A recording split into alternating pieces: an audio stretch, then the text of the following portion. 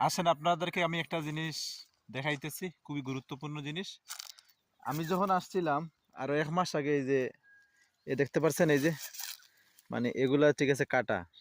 তো এখন আমাদের সিলেটে বলে যে খরার সময়, সিলেটে বলে খরার সময়, মানে এখন কইল রৌদ্র, প্রচুর রৌদ্র। তো রৌদ্রতে যখন হইলো আপনার বৃষ্টি, গুড়ি গুড়ি বৃষ্টি, ওইগুলা যে কাটা হয়েছে, এগুলা কাটা হওয়ার পরে এগুলাতেই আবার ওই ফুলে ইয়ে দিবে, কলি দিবে, কলি হয়ে অনেক বড় বড় হবে, অনেক সবুজ সবুজে হবে, অনেক সুন্দর হবে।